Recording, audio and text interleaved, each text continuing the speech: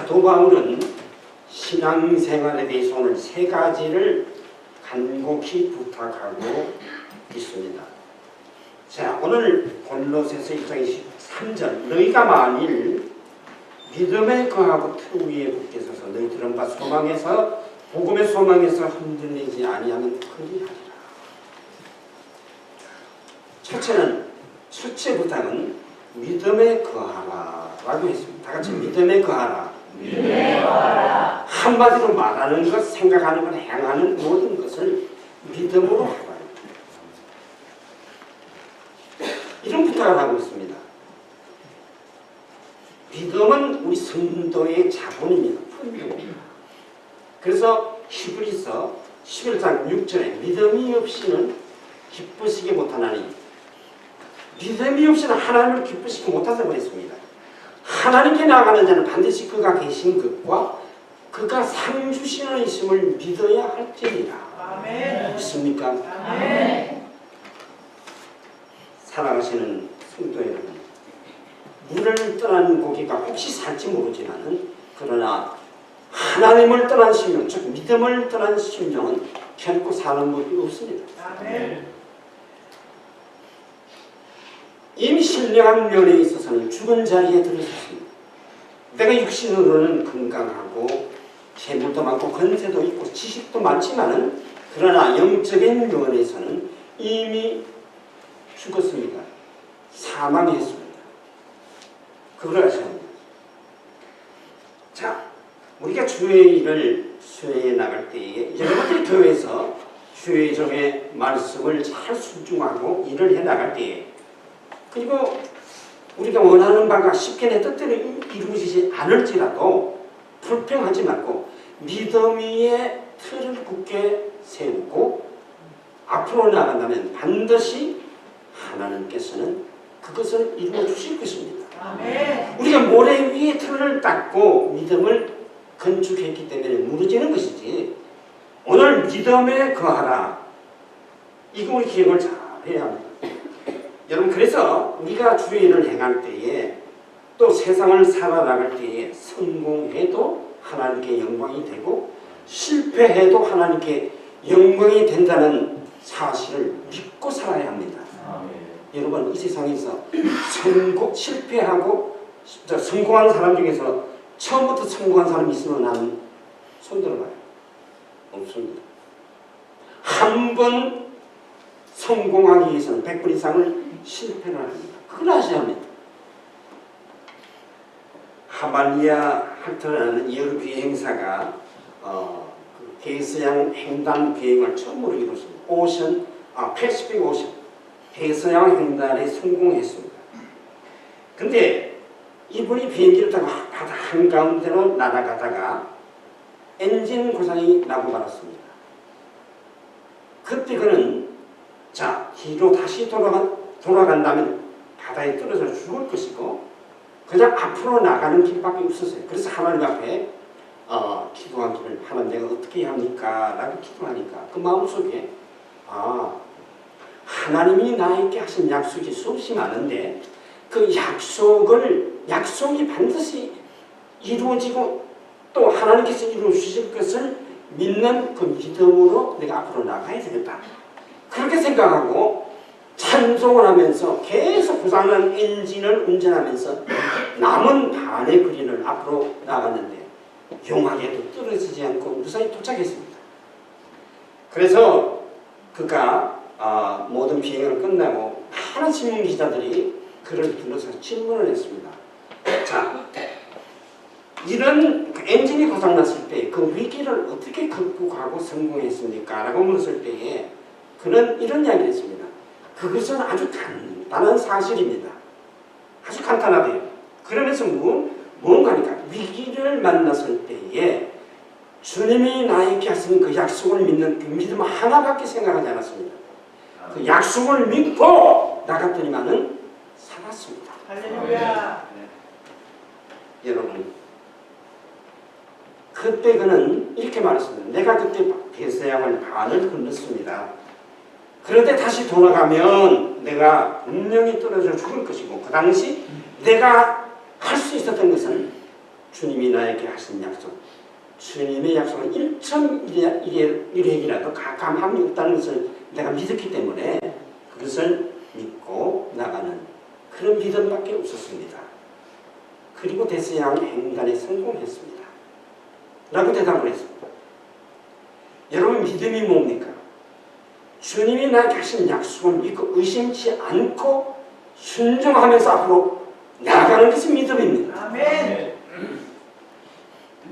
그런 믿음을 갖지 않고서는 우리가 신앙생활을 아무리 큰 직분을 맡아도 제대로 못합니다. 목사님의 아픈 가시가 되고 맙니다. 그러니까 분명히 이런 믿음 가지시길 바랍니다. 주님 약속 믿고 그리고 그 약속 의심하지 않고 그리고 그 약속을 순종하면서 앞으로 나가시기를 주의 이름으로 축원합니다. 아멘. 기독교의 역사는 긴 순례자의 역사입니다. 우리는 신령한 면에 있어서 모두가 순례자입니다.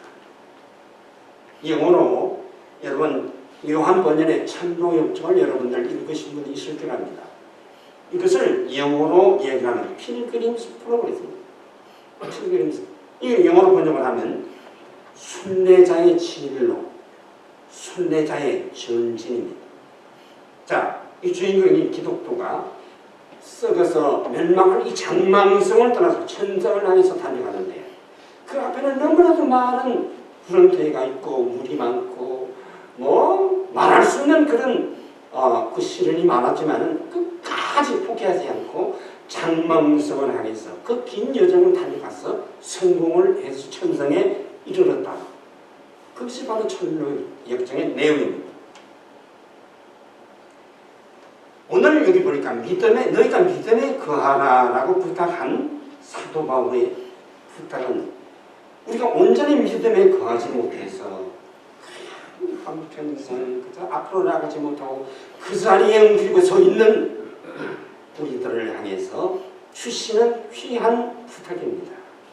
여러분, 우리가 한평생 모태신앙으로 주 앞에 나온 분들도 한평생 그 믿음을 지키지 못해서 그 자리에 맴돌다가 기도 한마디 제대로 못하고 기도 지킬까봐 두려워서 벌벌 떨고 이런 신앙생활 하다가 끝나는 분들이 얼마나 많은지 아세요, 여러분? 그럼 두 번째, 터 위에 굳게 서라고 했습니다. 다 같이 터 위에 굳게 서라. 너희가 믿음에 거하고 터 위에 굳게 서서라고 부탁합니다. 믿음에 거하되 튼튼하고 굳건한 반석 위에 흔들리지 않은 굳은 믿음을 가져라. 그런 부탁을 지금 하고 있습니다. 예수님께서는 바람에 이리저리 흔들리는 각대와 같은 무리들을 보시고 마태복음 11장 8절에서 이런 말씀을 했습니다. 마태복음 11장 8절입니다. 다 같이 읽습니다. 그러면 너희가 무엇을 보려고 나갔느냐?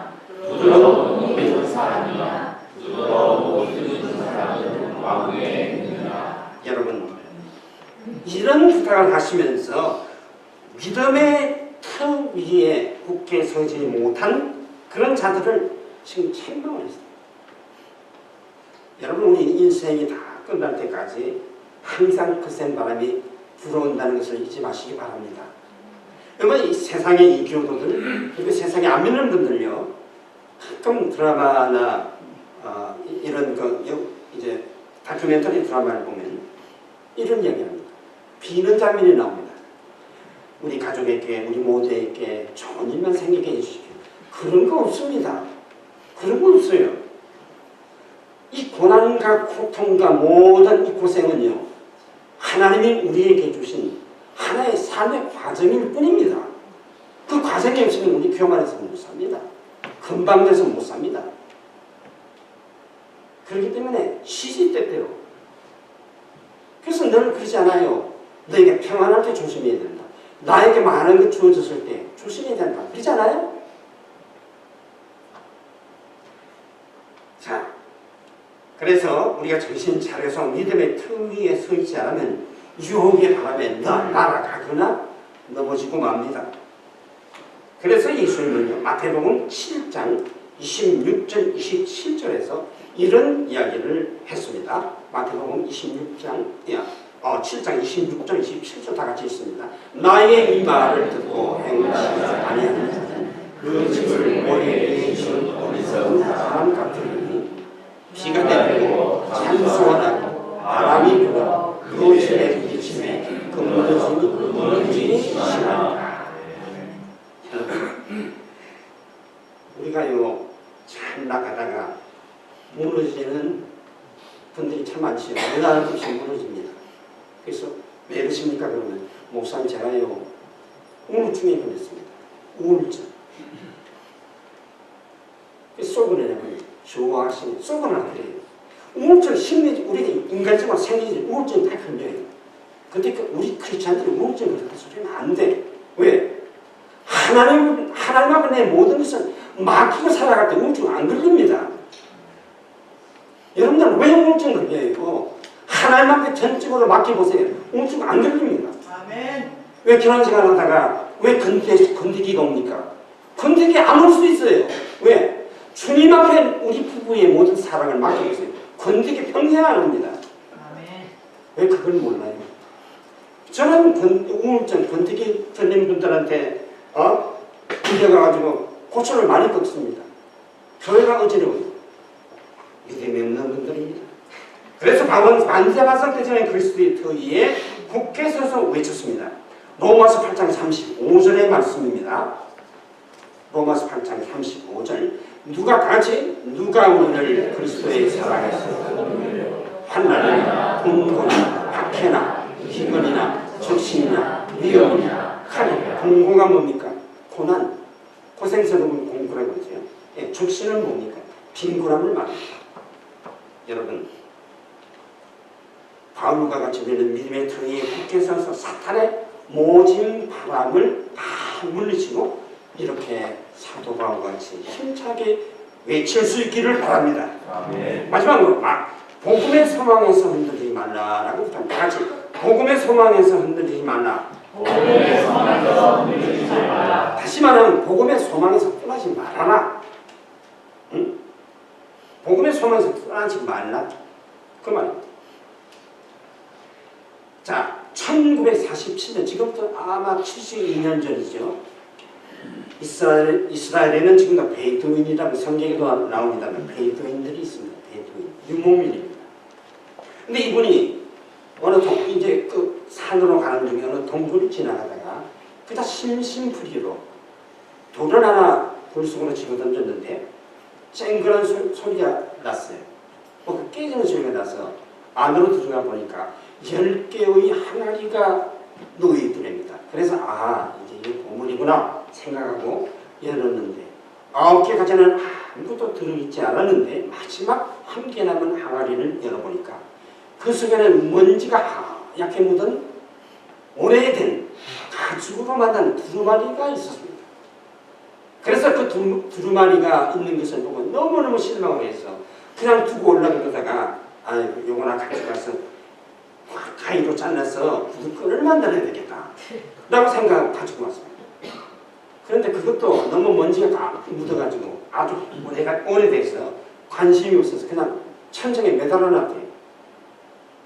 한 2년쯤 지났는데 그것이 그 유명한 사해 사본이라고 하는 성경의 사본이었어요. 그래서 그 귀한 보물이 그렇게 발견돼서 우리가 지금 사용하고 있는 성경이 됐습니다.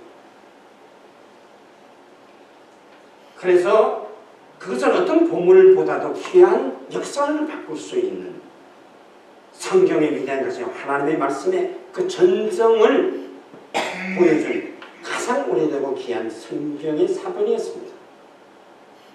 근데 이 유목민은 어리석게도 여기서는 신발끈으로 자르려고 바위를 가지고 자르려고 했다는 겁니다.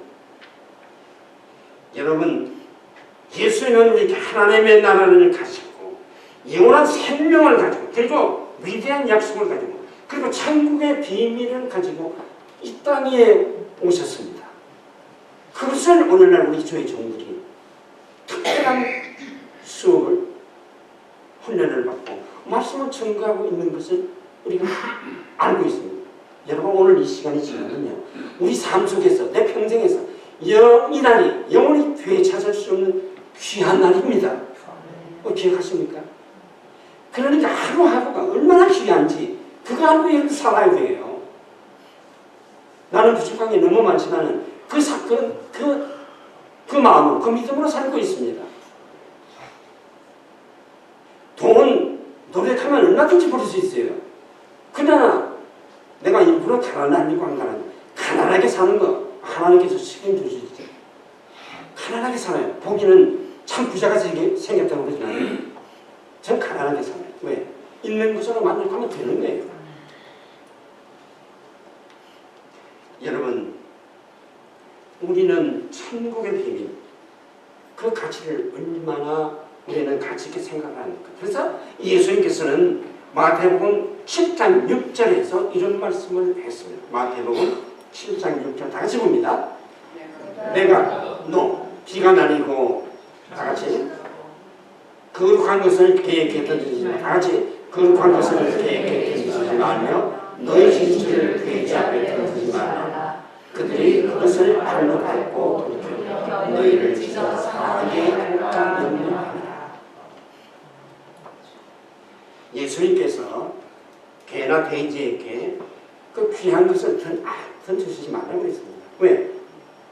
그것은 6절에 있는 말씀 개에게 그저 바람이 모래 위에 집을 지으면 바람에 날려서 흔들리는 자들에게 향한 예수님의 부탁이었습니다. 보물이 아무리 귀해도 그 보물로 안지를 못하면 그것을 보물로 이해하지 못하면 아무 소용이 없습니다. 그래서 마태복음 13장 44절에서 이런 말씀을 했습니다. 다 같이 천국은 마치 밭에 감춘 보화가 같으니 사랑의 일을 발견한 후 기뻐하며 나가서 자기의 죄를 다하라 그 밭을 살리라. 여러분 밭에 감춘 보화를 발견한 농부가 자기 소유를 전부 다 팔았습니다.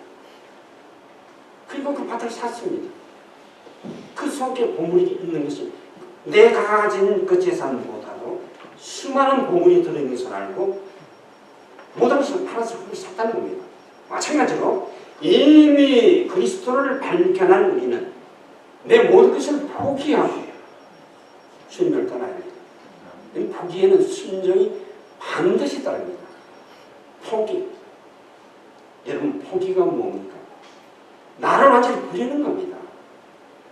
사도가 그랬습니다. 나는 날마다 죽노라. 날마다 죽노라. 고린도전서 그랬죠. 내가 단언하노니 나는 날마다 죽노라. 나는 확실히 내가 말합니다. 당신들 나 단언합니다. 나는 날마다 죽습니다. 왜 날마다 죽지 못합니까? 지금도 가정에서 교회에서 아직도 내가 생미주처럼 펄펄 살아가지고 펄펄 살아야되는데 그래서 목사님이 잠깐 이게 한마디 이 공면하면 탁 부러집니다. 목사님들이요 참 영적으로 축복이 그래서 많은 겁니다. 여러분 결론을 내리겠습니다. 마귀도 자기의 때가 얼마 남지 않은 것을 알고는 힘차게 지금 달겨들고 있습니다. 근데 아직도 이때가 어느 때인지 모르고 아직도 내 삶이 대단히 많이 남은 줄로 착각을 하고 내 할 일을 다 하고 있습니다. 우리의 삶의 가치는요. 첫째는 대신관계입니다. 그 다음에 대인관계입니다. 그리고 대물관계. 이렇게 세 가지로 순서가 나눠집니다. 근데 우리 그걸로 지금 물구나무 써 있습니다. 대물관계가 먼저 됩니다. 그 다음 대인관계. 제일 마지막에 대신관계로 그걸로 되어 있어요. 대신관계는 뭡니까? 하나님과 나와의 관계를 말합니다. 하나님과 나와의 관계가 온전히 이루어지지 못하면요. 우리 신앙생활 제대로 못합니다. 조금 바쁘면 목사님, 지난 주간에 집사님 왜 못 나오셨습니까? 목사님 바쁩니다. 비즈니스가 바쁘세요. 내가 못 나옵니다. 못 오는 게 아니라 못 나옵니다. 이게 얼마나 잘못된 말인지 몰라요. 응? 여러분 바쁘지요? 그래서 늦게 오시겠어요. 그러나 주일 선수는 한 번씩 우리에게 주신 계명 가운데 주의 성서 안식일을 기억해서 성일로 지키고 이제 이런 것을 깨닫지 못하면 마귀의 교묘하고 달콤한 세상의 유혹으로 우리의 지금까지 다 가진 믿음 다 빼앗깁니다. 다 수다 들고 맙니다. 그렇기 때문에 먼저 하나님 제입주의, 다시 하나님 제입주의, 그 다음에 대인관계, 사람 제입주의, 그 다음에 물질, 대물관계, 이렇게 순서를 이제 또 바꾸시기 바랍니다. 목사님, 장로님, 집사님 오늘 필요한데 좀 이렇게 좀 해주십시오. 무조건 이해하세요. 순종하세요. 그것이 바로 하나님 앞에 순종하는 겁니다. 왜? 목사님은 많은 사람들한테 선택받아서 하나님께서 주는 기름 부음을 받으신 주의 종이기 때문에 하나님을 대행하는 분이시거든요. 사람으로 보지 마세요. 오늘 아침에 목사님을 잠깐 만나서 이 얘기를 하는 가운데서 목사님 가운을 입으니까 참 좋네요. 목사님이 담임 목사님 같습니다. 그래요. 아닙니다. 목사님은 나는 이미 은퇴한 사람이고 목사님은 지금 이 교회의 최고의 어른이시고 주인이십니다. 네, 그랬어요. 그렇거든요. 목사님 나보다 20살 젊으시지만은 내 자식 같은 그런 나이지만은 나는 주인 목사님 앞에서 나 이럽니다. 지금도 이래. 왜? 옛날에 다른 분들 그렇게 못하는 걸 봤습니다. 그래서 나는 내가 은퇴하면 그렇게 합니다. 그것이 하나님의 뜻이다. 비록 나는 평생 목회를 한 선배지만은 그렇게 된다는 거예요. 여러분 앞으로 주의 종 잘 섬기고 주의 종을 이제 이렇게 친절하게 절대로 마음 상하게 하시지 마시기 바랍니다. 부탁입니다. 자, 오늘 믿음에 강하고 신앙의 터에 굳게 서서 복음의 소망에서 흔들리지 않고 모든 고난과 시련, 특별히 유혹, 여러분 물질의 유혹, 권세의 유혹 많습니다. 그러나 특별히 우리가 조심할 것은요, 육체의 정욕을 제어하시기 위해서 승리하시는 여러분이 되어야 합니다. 아멘. 우리는 인간이기 때문에 우리는 그런 의욕이 다 있어요. 그러나 그것은요, 기도하지 않고서는요, 예를 100패합니다. 100패. 정신 치료해야 돼. 주님 도저히 같이 오십니다. 아멘. 주님 언제 오시는지 알 수 없습니다. 아멘. 주님 자신도 모른다고 했습니다. 그렇기 때문에 오늘쯤이 마지막이라고 생각하고 준비하시면서 사시기를 바랍니다. 오늘 귀한 이제 두 분 집사님들 오늘 이 말씀 믿음을 구하고 특히 국회에서 너희들은 복음의 소망에서 흔들리지 않으신 그런 귀한 믿음으로 이 교회에 충성하시기를 바랍니다. 다 같이 기도합니다.